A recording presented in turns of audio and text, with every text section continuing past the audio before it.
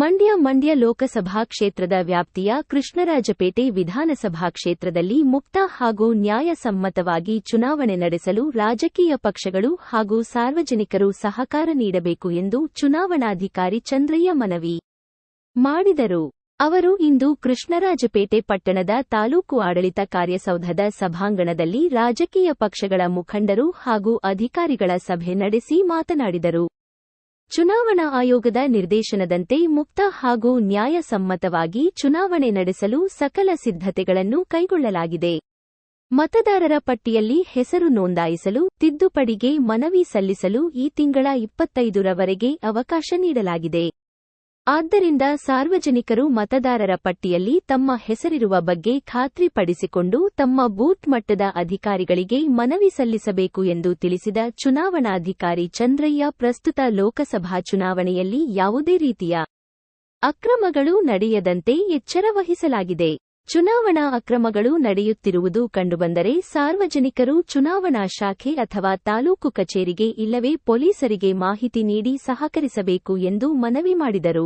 ಚುನಾವಣಾಧಿಕಾರಿಗಳು ಕೇರ್ಪೇಟೆ ತಾಲೂಕು.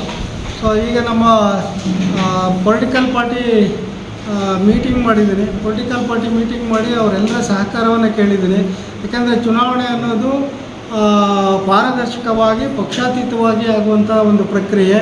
ಪಾರದರ್ಶಕವಾಗಿ ಪಕ್ಷಾತೀತವಾಗಿ ಆಗಬೇಕಾದ್ರೆ ರಾಜಕೀಯ ಪಕ್ಷಗಳ ಒಂದು ಸಹಕಾರ ಬೇಕಾಗಿದೆ.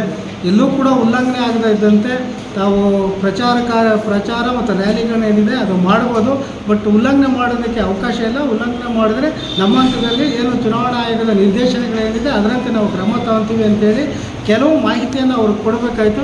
ಹಾಗಾಗಿ ಸಹಾಯಕ ಚುನಾವಣಾಧಿಕಾರಿಯಾಗಿ ತಾಲೂಕಿನ ಏನು ರಾಜಕೀಯ ಪಕ್ಷಗಳ ಮುಖಂಡರಿಂದ ಅವ್ರ ಕರೆದು ಮೀಟಿಂಗ್ ಮಾಡಿ ಅವ್ರಿಗೇನು ಕೆಲವು ನಿರ್ದೇಶನಗಳು ಏನು ಕೊಡಬೇಕಾಯಿತು ಅದನ್ನು ಕೊಟ್ಟಿದ್ದೀವಿ.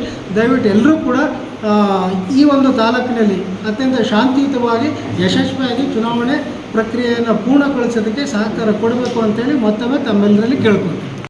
ಈ ಸಂದರ್ಭದಲ್ಲಿ ಸಹಾಯಕ ಚುನಾವಣಾಧಿಕಾರಿ ಲೋಕೇಶ್ ಸೇರಿದಂತೆ ವಿವಿಧ ರಾಜಕೀಯ ಪಕ್ಷಗಳ ಮುಖಂಡರು ಹಾಗೂ ಅಧಿಕಾರಿಗಳು ಉಪಸ್ಥಿತರಿದ್ದರು. ವರದಿ ಕೆ.ಆರ್. ನೀಲಕಂಠ.